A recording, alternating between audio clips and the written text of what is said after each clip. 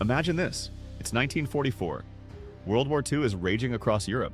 Bombs are falling, soldiers are dying, and somewhere in England, a British army captain sitting in a cold, greasy repair bay, surrounded by broken military vehicles, accidentally scribbles down an idea on paper that would change every single car on the planet forever. Not a scientist, not a billionaire, not a famous engineer from a big company, just a mechanic with a pencil and a problem to solve. What he invented that day, without even knowing it, became the technology that saves millions of gallons of fuel every single year, spinning wheels in a blur of motion. And it is hidden inside almost every modern car you've ever driven. And the most shocking part? He never set out to change the automotive world. It was a total accident. Stay with me, because this story is about to blow your mind. And if you love deep dive stories about the hidden history of cars and machines, smash that subscribe button right now and hit the bell icon. Because on this channel, Auto Documentaries, we dig out the stories nobody else is telling. Let's go back to the beginning. The year is 1882. In a small English town called Leamington Spa, a boy is born named Edgar Joseph de Normanville. From the very start, Edgar is different. He is obsessed with machines. While other kids are playing in the streets, Edgar is taking things apart, figuring out how they work, putting them back together. As a schoolboy, he comes up with his very first invention, a rotating disc that clears water droplets from a windscreen. Sounds simple, right? But that same technology is still being used on ships today. That's how early Edgar's mind was working. He goes to Ampleforth College, completes an engineering apprenticeship, and by 1908, he joins the editorial team of a major motoring magazine called The Motor. He loves cars, he breathes cars, he writes about cars. Then World War I breaks out. Edgar puts down his pen and picks up a soldier's uniform. He serves with the Royal Engineers, the military branch responsible for building bridges, roads, and keeping machinery alive on the battlefield. After the war, he comes back to writing. He becomes a motoring correspondent for the Daily Express. He's living a good life, part engineer, part journalist, but his engineering brain never stops working. In the 1930s, he designs a revolutionary 4-speed epicyclic gearbox for Humber, a well-known British car company at the time. It works beautifully. The industry notices him. But that was just the warm-up act. Then comes World War II. 1939. The world is at war again. Edgar de Normanville, now in his late 50s, puts on a captain's uniform once more and serves as an engineering advisor to the British Army. His job? Keep the machines running. Trucks, jeeps, transport vehicles. If something breaks, Edgar has to find a solution. Fast, with whatever he has. And this is where the accident begins. During the war, military vehicles were being pushed to their absolute limits. Heavy loads, long distances, terrible roads. Engines were overheating. Fuel was running out. Engines were overheating. Fuel was running out faster than expected. Gearboxes were getting destroyed. The problem was simple but brutal.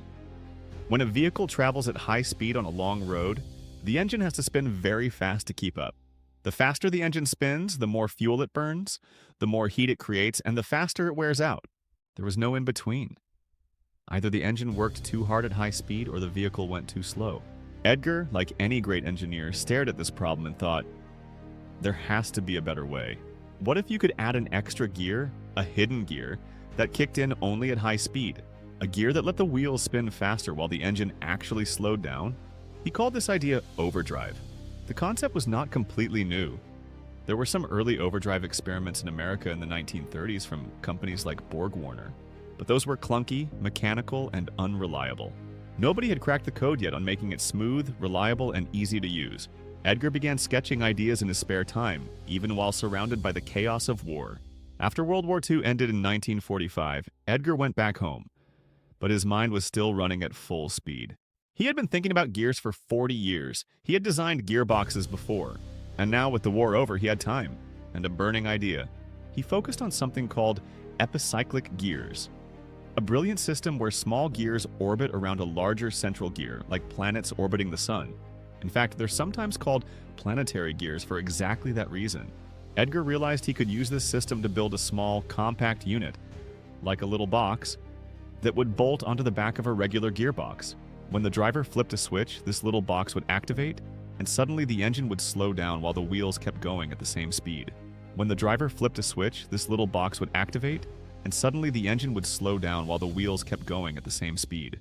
Less engine effort, same vehicle speed, better fuel economy, less noise, less wear. It was a masterpiece of simple engineering. But Edgar wasn't a businessman. He was an inventor. He needed someone to actually build it. That's when a chance meeting changed everything. At some point in the late 1940s, Edgar crossed paths with an engineer from a Sheffield company called Laycock Engineering. They got talking. Edgar explained his overdrive concept. The Laycock engineer was immediately interested, and just like that, a partnership was born.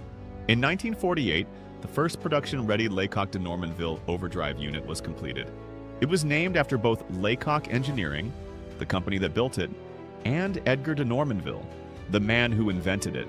The first car in the world to feature this system was the 1948 Standard Vanguard Saloon, a modest British family car, an unlikely hero.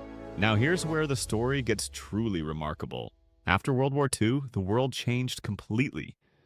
More people than ever before were buying cars. Roads were being built. Highways were being expanded. People were driving longer distances, not just to the next town, but across entire countries. Britain alone went from just 383,000 cars on the road in 1923 to over 2.5 million by 1950, and nearly 5 million by 1960. That is an explosion of motoring.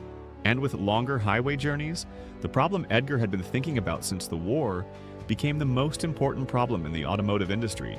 How do you make an engine run comfortably at high speed without destroying itself? The Laycock de Normanville overdrive was the perfect answer at the perfect time. Car manufacturers started noticing, and then they started calling. First came the Standard Motor Company, already on board with the Vanguard, then Triumph, then Jaguar, then Austin Healey, then MG, then Rover, then Bristol. Each new brand that adopted the overdrive unit proved it worked. And the results were undeniable. Drivers reported smoother cruising, engines ran quieter, fuel bills went down, engines lasted longer. The technology spread beyond Britain. Volvo in Sweden became one of the biggest users now, fitting the Laycock overdrive to over 1 million of their vehicles. A million, just from one brand. Then American Motors adopted it. Then Chevrolet. Then even Ferrari. Yes, Ferrari put the Laycock overdrive in their famous 250 GT 2+2, a British invention inside one of Italy's greatest sports cars. Over a 40-year period, Laycock Engineering manufactured over 3.5 million overdrive units. 3.5 million, all based on a concept that a World War II military advisor sketched out in a repair bay during the most destructive war in human history. Let's take a quick second to understand exactly how this genius little device actually works, because once you understand it, you'll be even more amazed that one person figured this out. Imagine you're driving down a highway at 60 miles per hour in your car. Your engine is spinning, let's say 3,000 times per minute to keep you at that speed. That's 3,000 revolutions per minute, or HDR/PM. Now imagine if you could keep going 60 miles per hour, but drop your engine down to 2,200 revolutions per minute. Same speed, but the engine is working much less hard. That's exactly what the overdrive unit does. The Laycock overdrive bolted onto the back of the regular gearbox, like an add-on module. Inside it were those brilliant epicyclic, or planetary, gears. When the driver flipped a switch on the dashboard, a hydraulic system activated. Pressure built up to between 340 and 550 pounds per square inch. That's enormous pressure. And it engaged the cone clutch, which in turn locked the planetary gears into overdrive mode. Instantly, the output shaft of the gearbox was spinning faster than the input shaft. The wheels were going faster than the engine. Overdrive achieved. The smoothness of this system was what made it special. Unlike older overdrive attempts, Edgar's design allowed drivers to switch in and out of overdrive without any jarring, any clutch pressing, or any interruption to the drive. Just flip the switch, done. A 3-speed gearbox with overdrive effectively became a 6-speed gearbox. A 4-speed became an 8-speed. The driver suddenly had far more control over their engine's efficiency than ever before. Edgar de Normanville lived to see his invention conquer the automotive world. He passed away on January 17, 1968, at 85 years old, having witnessed his idea go from a wartime sketch to millions of roads across dozens of countries. But here's the part that truly connects his story to your life right now. The overdrive concept Edgar developed didn't disappear when the Laycock company eventually stopped producing those add-on units in the 1980s. Instead, the idea was absorbed into the design of modern gearboxes themselves. Today, almost every automatic transmission built anywhere in the world includes overdrive gears built directly inside the gearbox. When your car's transmission shifts into its highest gear on the highway, that is overdrive. Every time your fuel economy improves on a long drive, that is Edgar's concept at work. Modern 8-speed, 9-speed, even 10-speed automatic transmissions, all of them include multiple overdrive ratios, gears where the output spins faster than the input. Exactly as Edgar imagined in that wartime repair bay.